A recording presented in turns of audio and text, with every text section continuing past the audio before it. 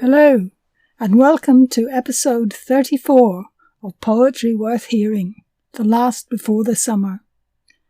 This episode opens with an interview from Theophilus Qwek, a poet from Singapore, but with considerable experience of the UK, having been a student at Oxford for several years. Though comparatively young, he's published at least 6 collections of poetry. His latest book is Commonwealth, his second from Carcanet, and he talks about that here, as well as his career in poetry. The theme for this month was borders, which poets were free to interpret in whatever way they chose. There are poems from Jess Mookherjee, Helen Overell Lizzie Ballagher, Isabela Basombrío Hoban, Paul Walton, Jane Thomas, Gwyn Carney, Jane Duran, Giudici and John White.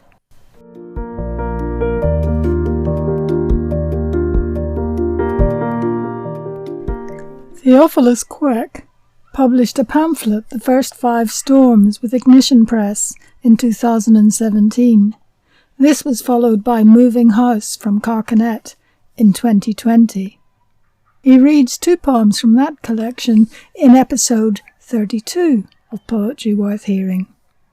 Then Theo went off to complete his military service in Singapore, and some people feared he was gone for good.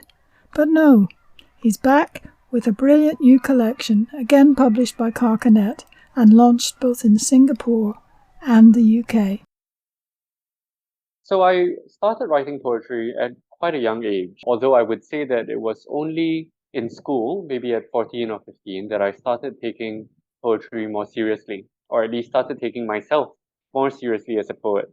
This was very much down to the influence of 2 or 3 older poets who were invited by the school to conduct creative writing workshops and classes in the school that I was studying in.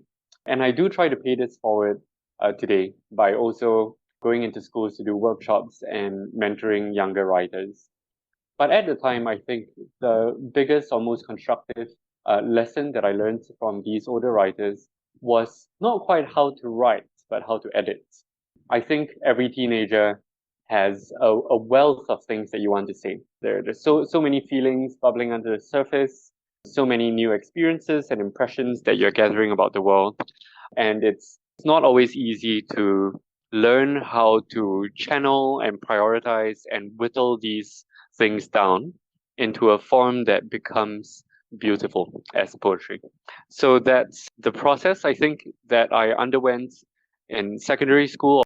I was 14 or 15 when I went on this program organized by the Ministry of Education in Singapore called the Creative Arts Program. It was at this program that I met some of my first mentors, and they shepherded me into taking poetry more seriously, not just as a pastime, I think, but as a craft. And I think that's where the foundations were laid. It was only later on, I think, at university and beyond, that I started then gaining awareness, not just of writing in isolation, but writing in conversation with a larger poetry world.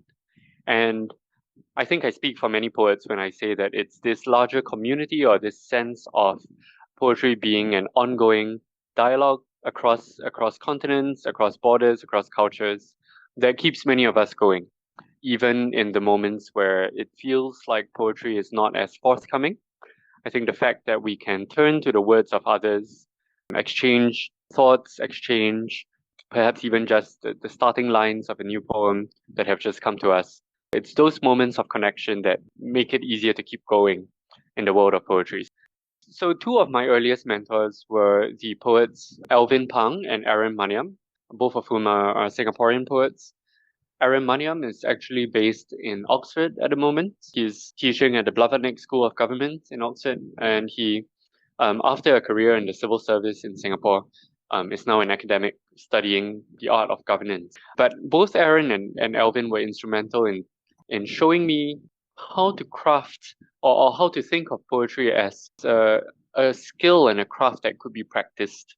And I think this is essential because when we come to an art form, we often think of it purely as expression and purely as something that's inspired, perhaps. But when we sit down and get to brass tacks, then thinking about it as a discipline, thinking about different skill sets that you can build up and add to your toolkit, that becomes an important change of mindset towards writing. So they were instrumental in helping me make that shift, but also introducing me to lots of other poetic influences whom I continue to read and cherish today. Aaron, for instance, pointed me in the direction of, I think he was the first poet to point me in the direction of Gerard Manley Hopkins, who is, of course, a poet I greatly admire. And Alvin would often teach our creative writing classes in school using texts by Seamus Heaney. So both of these voices, and I think their use of rhythm, that very much shaped my early writing and sense of style.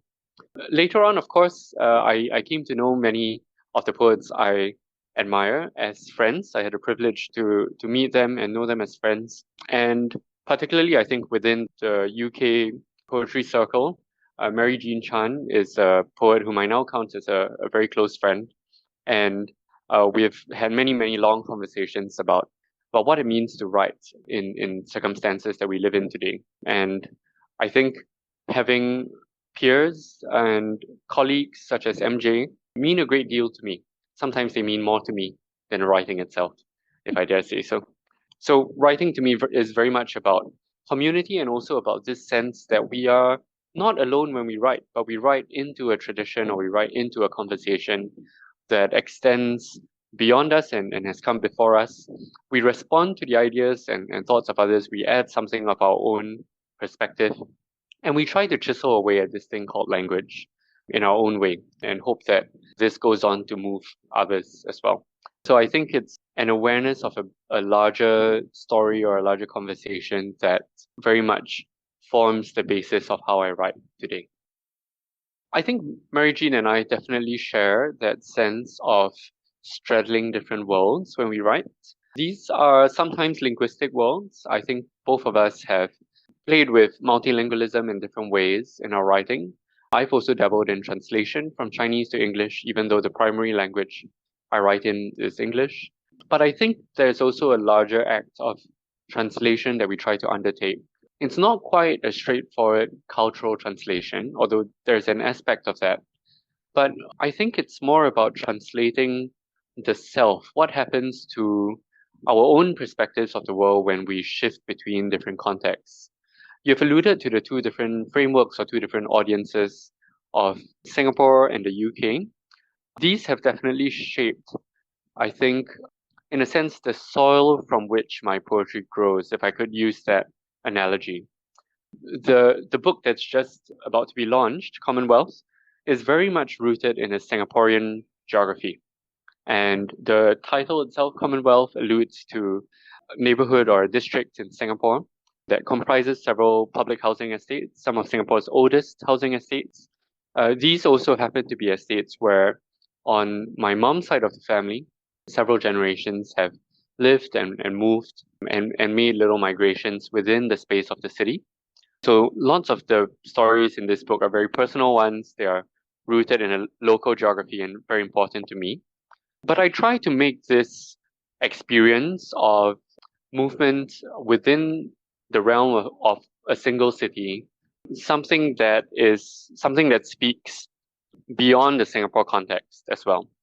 To give you an example, for instance, one of the earliest movements that the family had to undertake was when my grandparents and their young children, were displaced by a fire in Singapore that took place in 1968. This fire is remembered by many as perhaps a foundational moment in our story of public housing, because it was only after this fire destroyed a large area of lower income housing that many families were moved into high-rise public housing for the first time. There's a national story there, there's a personal story there, that of my own family. But I think this experience of facing disaster and then having to uproot one's family and move into a totally different context or a different experience, that's something that travels beyond borders and certainly beyond languages. And so I try to capture the different registers of this story in the poems that have found their way into this book. Not everything will be able to make it across that chasm, as it were, and some additional context is often necessary when I do readings, both in Singapore and abroad. But I have quite a lot of faith in the audience that even when the stories are told in a different register or in a different context, there is something more foundational, something more fundamental that most people can find an entryway to. I think that's one of the great comforts of the writing life, that even if you cannot fully imagine your reader, or if you cannot fully step into your reader's shoes, you can always have faith that there will be something in your experience that resonates with theirs. And that's the impulse that brings us both to the page, the author and the reader. And having some faith in that is what allows me to try and write for different audiences, even though physically and geographically I may only ever be able to be cited in one at any one time. So many of these ideas echo both in Mary Jean's work and my own, as well as the work of my mentors, whom I mentioned earlier. And I think these are also ideas that are finding their way into the cultural mainstream. I do take a lot of joy from the fact that translated literature has become much more common to be read in schools and in the mainstream sort of public consciousness than before. And I hope that this is a trend that continues. I think for me, it comes back to geography and the neighborhood that I describe in this book, Commonwealth. Lots of the street names, for instance, are drawn from places in the UK. Queenstown, which is one of the oldest neighborhoods within the Commonwealth district, has streets named after Scottish rivers. And this is something that has an obvious sort of colonial reference point. But I do also think that within this post-colonial context, there are dynamics that sort of repeat themselves. For instance, this constant quest for development and the constant idea of redeveloping different parts of the city to make room for more families, more residents, tearing down homes and flats that have housed families for the longest time and turning them into even taller, more spacious apartment blocks. I think this constant sense of renewal and development is something that we see very much taking place, not just in the past under colonial administrations, but today under post-colonial ones, under the context in which we live, right? And a lot of this impulse is driven by the need to renew the city and to house more families, more occupants, and more people. But of course, it's also driven by this quest for becoming quote unquote first world city, a city that can measure up to the luxuries and modernities of elsewhere. And I think that impulse, both directed inwardly towards taking care of your own citizens, but also outwardly in the aspirations and the hopes of a city like Singapore. I think there's a lot of echo there with the larger story of the post-colonial world. So the very first book that I wrote was called They Speak Only Our Mother Tongue. And the title of this book was drawn from a poem that reflected on the presence of low-wage migrants in Singapore. I think at the time that I was writing those poems, which is when I was a student, the awareness of cultural differences and the awareness of how poetry could try to extend some sort of understanding or some sort of empathy across socioeconomic, cultural, and language divides. That was something that appealed very strongly to me, even as a young writer. I think that's one thread that has continued to run through my work. With Moving House, there are many stories in there about larger scale migration, the refugee crisis that have defined our past and present. And in Commonwealth, I shift the focus slightly to migrations that take place within the space of a single city. But the focus on movement and the dislocation that this creates is still very much there. The sense of what it means to lose and gain your bearings, even when one is only moving across the street from one neighborhood to another. One of the underpinning threads of the latest collection is a series of redevelopment projects that Singapore has been undertaking with its older public housing estates. And purpose here is, of course, to renew those estates to house newer families. But many of the older residents of those estates have been relocated to newer blocks of flats that may not be that far away, but because they have been so used to the neighborhoods and communities that they have spent most of their lives in, their new homes can often feel like a world away. So it's that process of having to uproot yourself and find a new community or a new locality later on in life that generates a lot of the sense of dislocation and discomfort in this book, that comes through some of the oral histories and first-person accounts that I try to preserve using the tool of poetry in this collection. I think that thread of listening to those stories of dislocation and movement and figuring out how they speak to a wider community, that's a thread that has run through my work. Another dimension, picking up on the geographical point we were discussing earlier, is how the different collections each find a different ground to sit in. So one of my earlier collections was called Giving Ground, and this was a set of poems that I wrote earlier on in my time in the UK. And when I was writing these, I was still a young undergrad in my first and second year at university, and I spent a lot of that time traveling. Almost every weekend, I would head out of town on a mega bus ticket or a cheap train ticket and just try and figure out the geography of the UK as someone who had not visited many of these cities before. And that collection, Giving Ground, felt like a book of travel poems, a book where I was trying to make sense of a new geography around me. Commonwealth is very much a homecoming collection. It's a collection where, after having spent some time abroad, I again have the opportunity to spend a few consecutive years in Singapore. And by now, it's been 8 or 9 years post-university that I've come back to Singapore. And in these past 8 or 9 years, reacquainting myself with the rhythms and geographies of being back home. I think that's the tenor of the book, and it's perhaps made me also more attentive to how others have had to make sense of that geography in their own time, whether because they have been relocated or dislocated against their choosing, or because perhaps they are more recent migrants to the city. So I think both of these threads about movement and migration, but also about place and finding a way of writing that's vernacular to the place, both of these are constant ideas for me. When I started off as a younger poet, I was very much influenced by the freer verse, I think, of the early 2000s confessional poets. Many of the poets I was reading at the time operated in this style, and my earlier writing was very much also guided by the aesthetics of free verse.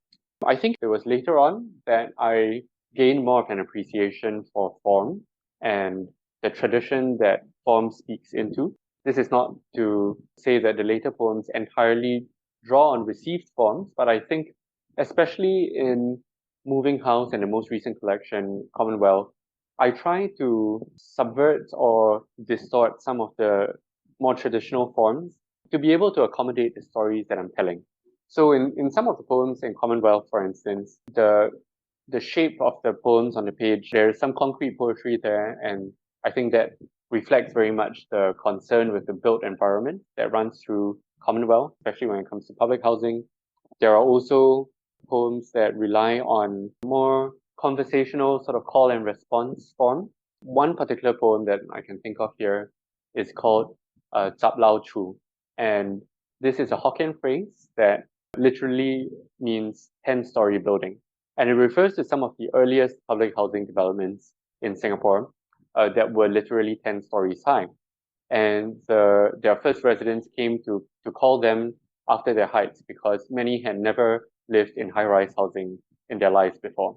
And this poem, which is based on the oral histories of some of the early residents in the 10-story flats, is itself in 10 parts, and each segment of the poem has 10 lines. So I try to mirror the structure of those housing flats. but it is a call and response poem. So each odd-numbered section of the poem has the tenor and tone of a voice from a contemporary listener or a contemporary interlocutor, whereas the even-numbered segments are in the tenor and voice of an older resident who has spent most of their lives in one of these flats.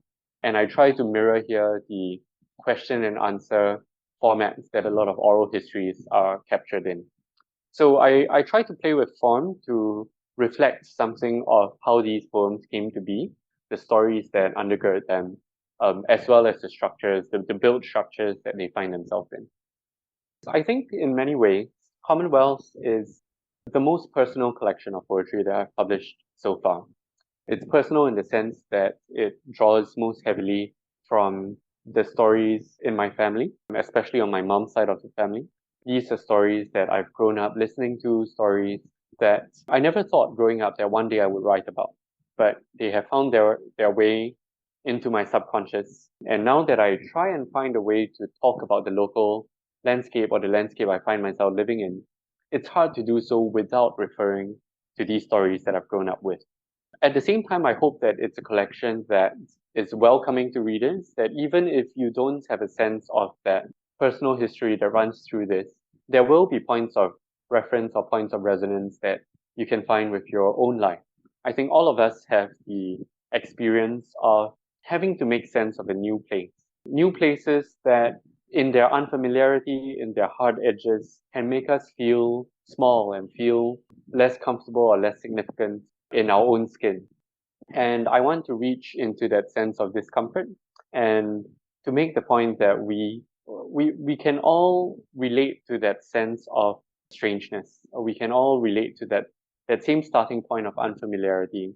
And that should compel us, I think, to reach out to those in our midst who may not fit in as well for whatever reason, whether that's because they're new to a place or because they have been pushed to its edges. I want this book, my dream or my hope for this book is that it reflects a larger sense of Commonwealth in the small c sense of the word, something intangible that we can all share, something that we all have in common. And really the places, especially the public spaces and the public domains that we live in and that we share with our neighbors, these are a common inheritance and these are our commonwealths. So that's the sort of bigger story, I hope, that travels with this book. And of course, all the personal stories that are in there are little bits of myself, little bits of my childhood.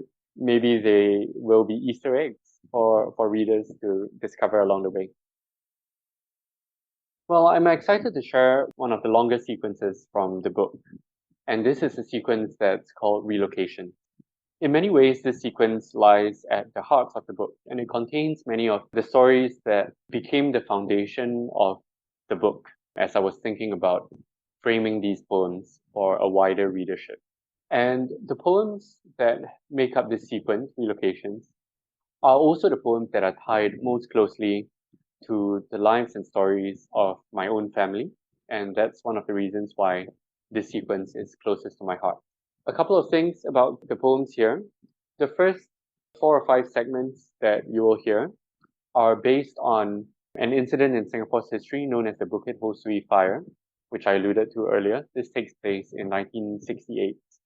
It is a fire that displaced my family living in Bukit Ho Swee at the time to newly built government flats or government flat in a neighborhood called Commonwealth. And that was my family's first introduction to the district of Commonwealth.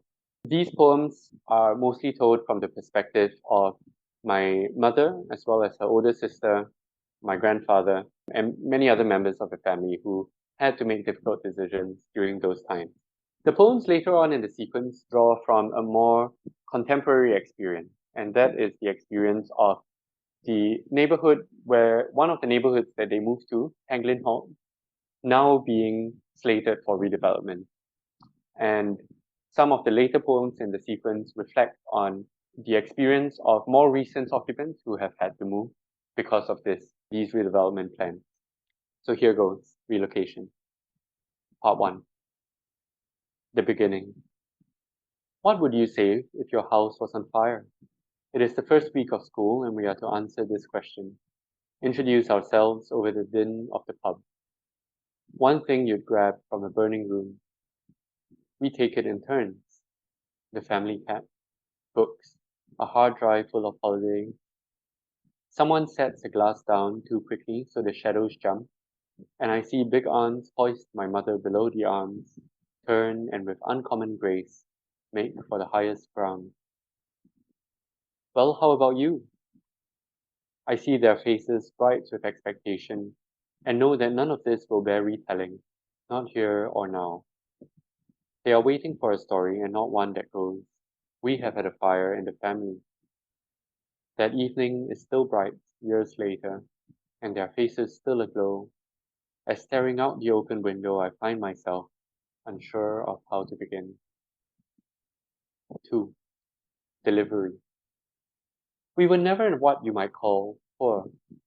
My father ran the provision shop and a fleet of lorries, and when the flames came, they packed the women and children on them and drove and drove. I remember it was a public holiday, so all the men were home, doing repairs, odd jobs, some even hoping for one more call to make the month's check. No one could have guessed, but the call that came through that afternoon was to be their most fragile delivery. Some lost everything. Others had everything taken. But no, not even then.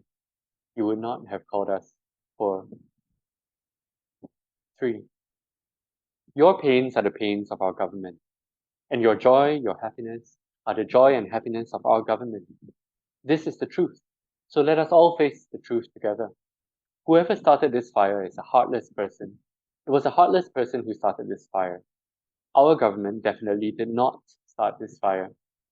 Who started this fire would not have come to this place, would not dare to come and face the truth. But look, we are here. The night we knew of the fire, our Prime Minister was here. He announced that the fire was very serious, and after he said this, immediately we started work. The next day again he was here, and he told everyone to support our brothers and sisters in this Bukit Ho Swee and Tiong Bahru calamity. I say to you again, your pains are the pains of our government. Your joy and your happiness are our joy. 4. Zinc. Well, no one knows how it happens. No one knows how it happens. No one knows how it happens. It happens like this.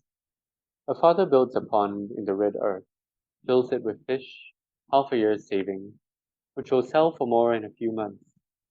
Rain washes poison off the zinc roof, killing the fish, but he tries again, builds a rack, runs a length of fresh tarp over the side. Within days the fire, envious, comes. His oldest daughter runs up a slope, a girl on her back, her brothers close behind and carrying whatever they can. There is no saving the house or its treacherous roof, even the fish that will be singed into the earth. For years afterwards, he drives the graveyard shift, watches the sky for rain, and saves the pomfret at dinner once a month for his littlest one. Or so my mother, who still loves the fish, remembered. So in part 5 of this sequence, the family is now moving into high-rise housing for the first time. And the title of this segment, Pasar, refers to a night market that pops up in this new housing estate they're in. Pasar. On the clearest nights from the tallest floors, you can still see the dragon's tail of it, laid out against the night's extravagance, swaddling the old church, river of light, 1,000 small fires dancing on the gas. See the first red roof of the neighborhood raised above the swamp, where Pastor Na used to tell the story of his lost left shoe, swallowed by the earth before all this land was piled firm enough for them to build on. Houses to hold every one of us, corridors stacked bright into the sky. How we loved those long and endless railings, taking our first steps high up in the air, the new grey stones still sticky underfoot, till the earth returned us to the ground, brought us back out on the hottest nights, Auntie Hasma with her fresh bowls of ice, a kerosene lamp, a lighthouse above our heads, the crowd pressed behind and all around us, the river, radiant, everywhere. 6. Mid-Autumn.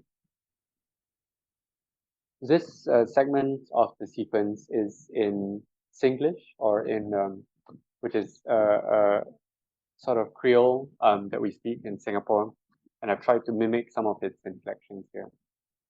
Mid-Autumn. Last night after 6, you see all the children go down to the tracks, hold their lantern, not like the kind you see today. Got light, got battery. Last time it's used cellophane, red, blue, orange, wrap around the bamboo, make rabbit, make aeroplane, make Bao Qing Tian. Like from the TV show, yeah, very colorful. Nearby all the shops the market can see, they will hang the lantern along outside, so we will come, every child holding one lighter, one packet of candles. Wow, the most exciting time. So we will all come and see and choose our lantern. Everyone choose this year which character they want to be. Young that time, don't have those luxury, today that kind of game. So these are the things we do. Light candle, go down to the railway, because dark better to see. So many things I will forget, but this one like brand new like that. Our childhood fun, now you don't know. Now very sad already. And finally, I'll skip forward to the final portion of the sequence, which is called Tanglin Halt. And this is the name of the neighborhood today that's been slated for redevelopment. Sunday afternoon and the market empty. Happy 57th National Day, proclaims the banner, hung up for no one, as sheets of paper bang the padlocked doors. Elsewhere, red lions are falling from the sky. Here, a flag riots in the August heat, trapped mid-flutter by a bamboo rack. Ferns run amok among the wall's crevasses, overthrow the tiles from their brick-red roofs. Now and then, a wasp dares to clamor against the sweetness of my cup. Something has possessed the estate, filled it with the sort of quiets that will wake a child. Disbelieving, pigeons mock the square, raise grievances in voices long and loud. Stripped of its leather, a cobbler's old seats rallies the crowd. What a pleasure that was. You can find more details about Theo and of his poetry on poetryworthhearing.biz. Coming now to the theme of borders, it's a great pleasure to welcome back Jess Mookherjee with a poem where the overlapping borders of a tarot pack lead us into all sorts of other considerations of borders. Tarot of edges. The fool. In the park I hobble, watch for small dogs. Children trip me up. At the station, I am the first to reach the door. Let me into the abyss to find a flower I can become. The magician. In the deep wooded glade, where the tree is ripe, its deepness multiplies. You are a flooded seeping of leaves, trying out your magic spells. High Priestess. I read the shouting woman a poem to calm her. Too hot outside, too cold indoors.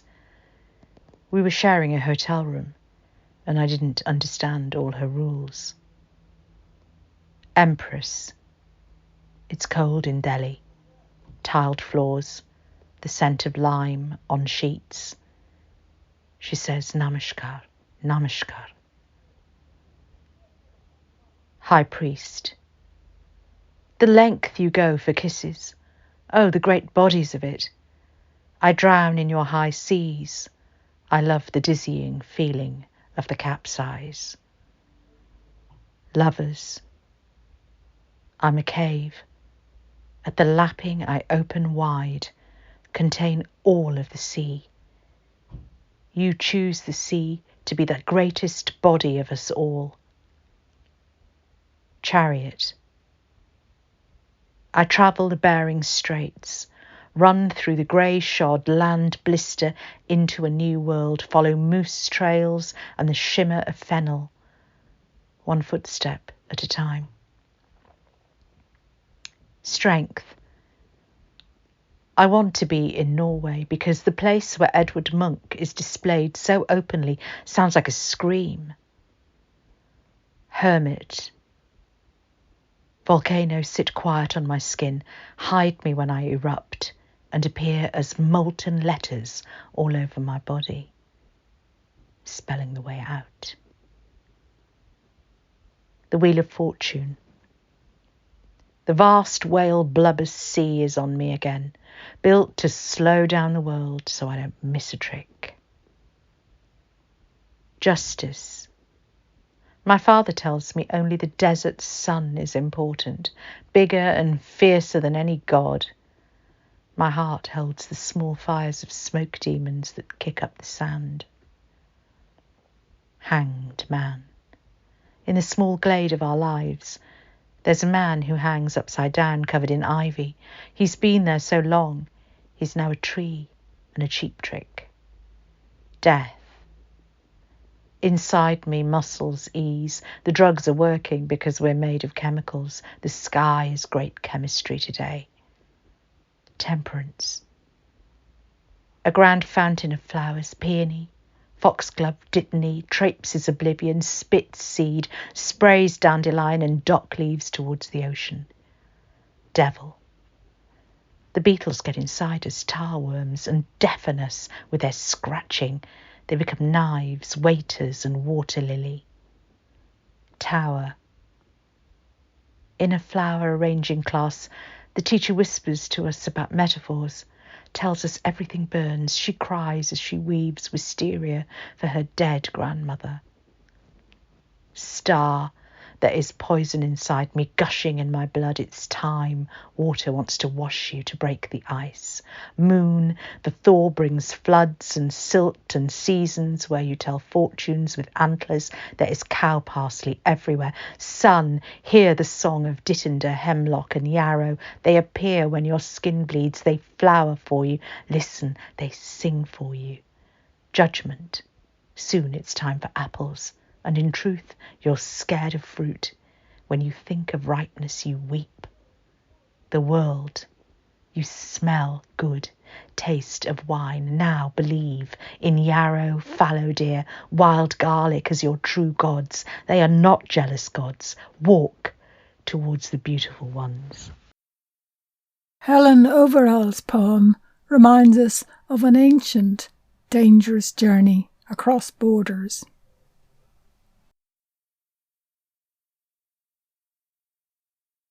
Embroidered panel, mid-1950s. The panel unrolls, pieced pilgrims in muted tones, appliqued, embroidered by hand. Strettle stitch on this tunic, infill of double herringbone on that overgarment. And look, here is an ox, the coat in bold coral knots.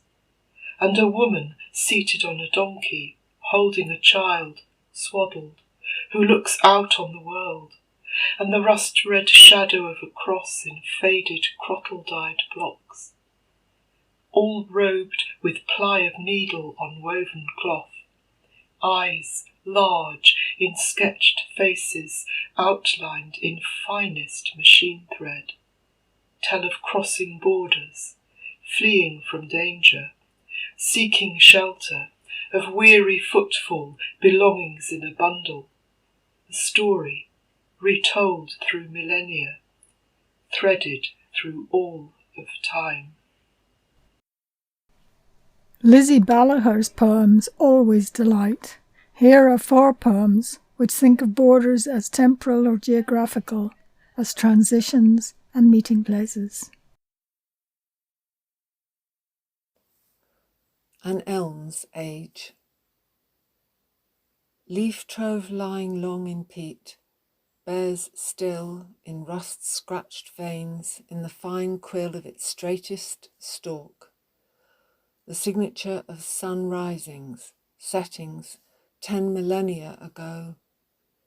the ink of chlorophyll grown green before fields and farms, perhaps before man had ever planted grain.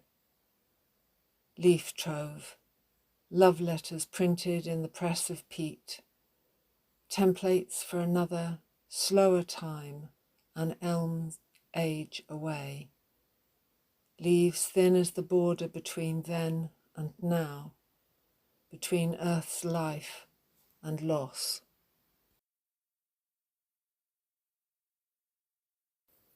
At word's end, holding its breath till it turns blue, then ultramarine, the sky drops day, lets blackbird's liquid song fall silent under the first bat's flickering, lets light go from indigo to purple, with a slow sighing, ruffling, rippling my hair, my standing on end on the back of my neck and heavy hair, dissolving day, unmooring me.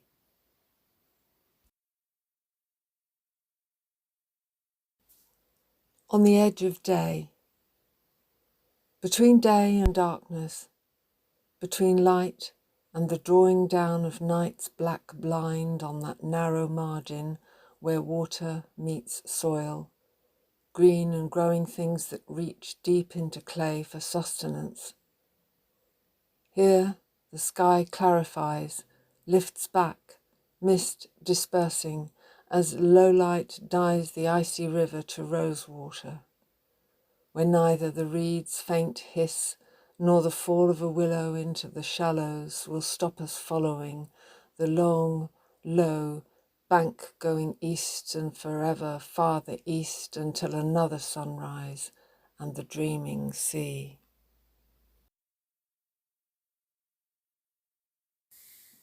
Wildwoods.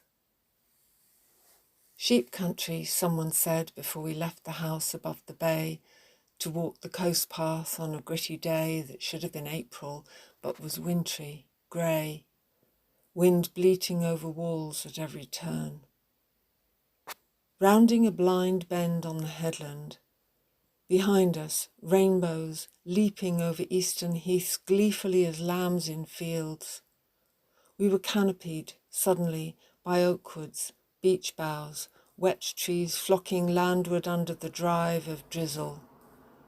Branches looped with lichen, thick as sheep's wool in wire, but pallid green, shedding shawls and fleeces that flapped in the westerly, dimmed light flickering between in ghosts and gusts, in lobes of epiphytes, moss stars.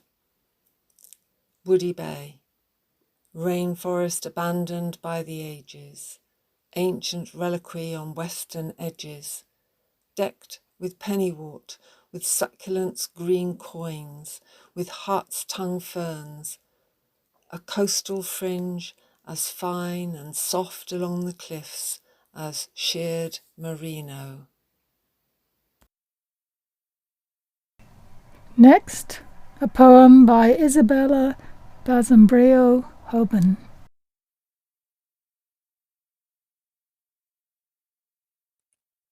Above clouds. Trees reaching above clouds. Clouds reaching beneath orange trees in bloom. Walking by those fruits of good fortune that hang heavy and drop on the plaza, witnessed by a dove fluttering in suspension, high above from the terrace a view of mountains oblivious to sunsets orange like oranges, while on the patio and dreaming of the desert, a tall, thin-skinned green cactus lives in a pot, a strange and gentle creature.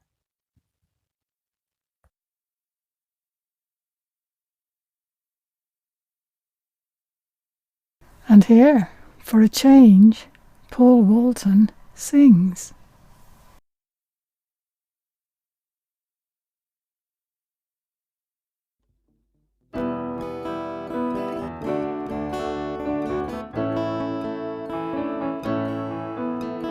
We were outside in the sun.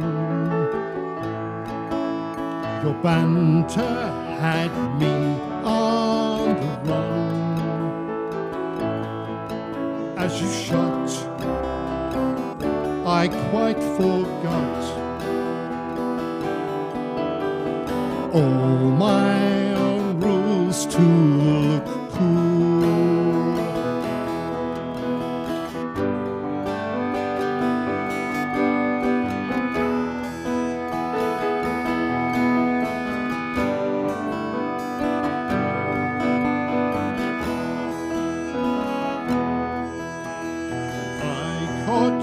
Your face on my screen, a face in a place we have been, but your look all focus took the thoughts of what might have been.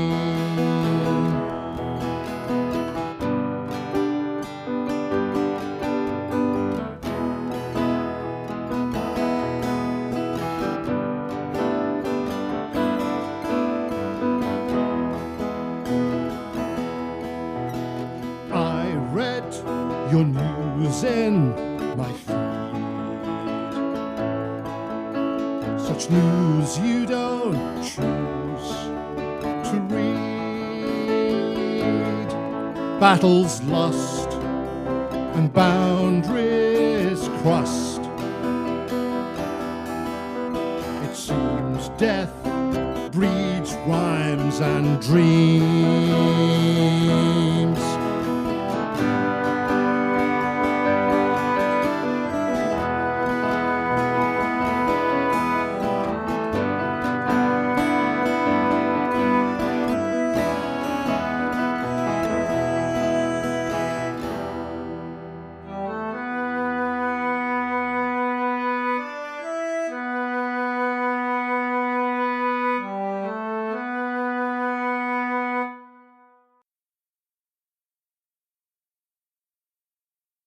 I'm very pleased to have the final poem in Jane Thomas's collection about Alzheimer's, which I hope will soon see the light of day. Here she writes about the ultimate border.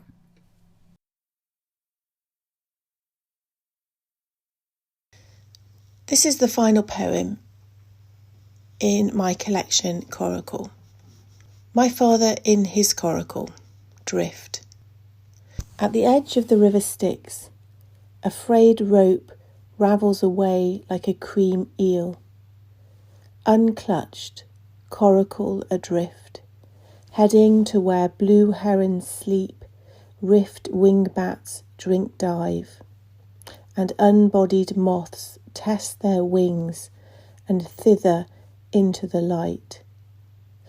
Aweless, clipped silver under tongue, you follow dawn threads of apple mist and wild thyme, weight gone, drifting into willow white space.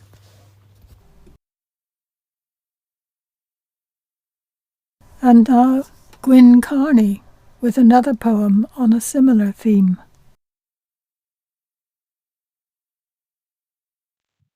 Out in the sticks. The old timbers grumbled as she drove over the wooden bridge to visit the care home on the other side. She waited.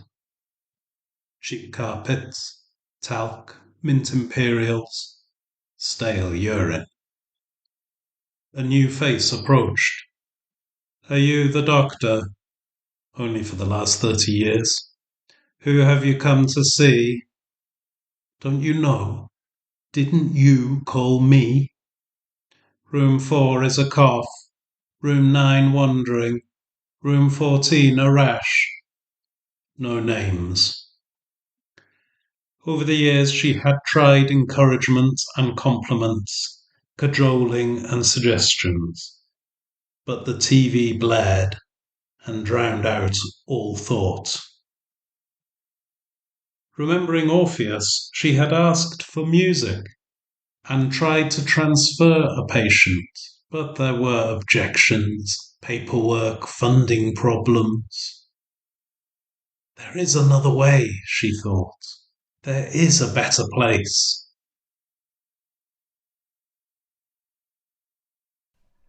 When I was preparing this episode, I came across these poems about Palestine by Jane Duran in the magazine Painted Spoken. I thought they perfectly matched the theme, so I asked Jane to record them, and she very graciously agreed. In 2002, Israel began the work of building a wall to separate it from the Palestinian territories. The wall is more than 700 kilometers long, and in some sections it is built deep into Palestinian territory, which severs farmland and divides communities. Separation Wall, after a photograph by Gary Fields. A child is almost stroking the wall, examining it. He is calm, facing it, reaching out to touch lightly just a small area of the high concrete slabs. Behind the wall is the same dry, stony land he stands on. His curiosity is delicate, as if touch were a form of questioning, understanding, and serene thought. Separation Wall 2. What happened to nearness? I need to travel miles on circuitous routes now to reach it. Sometimes a voice carries over the wall and soars. For Marco Giudici also, borders mean division. This poem is called Us versus Them. Contrails are cuts in the sky on my arms, cuts to welfare, this is warfare, us versus them. We drive past their sandstone homes, this is unfair, you say as fumes, reclaim the air, this is warfare, us versus them. The hedges are high, so are the stakes, and wind turbine blades sever your sky, this is warfare, us versus them. Piccola mia, you must persevere. And John White, our final poet, has a different angle on class division. Donny Brewer. Two would be left, Mousy and Ginger, the Johns they separated by our hair. His garden backed onto the airfield, where the ball we lamped was scoured and pocked and put on weight with water, so you shrank from its woozy flight, or threw your head at it with eyes shut, smudged and retted, until the light drained off or the siren went for the shift change up at DuPont. And a change in time in the townland, I'd find a route to grammar, he the modern. Neither one would stay to see it an extension of the runway. That's all for this episode. You can find texts of unpublished poems, publication details, and more information about the poets at poetryworthhearing.biz. The next episode will be in September, and prompts will be put up very soon on Facebook and on poetryworthhearing.biz. I hope you enjoyed this episode and that you have as good a summer as is possible. This episode was hosted by me, Kathleen McPhillamy, and the music was by Alex Heen.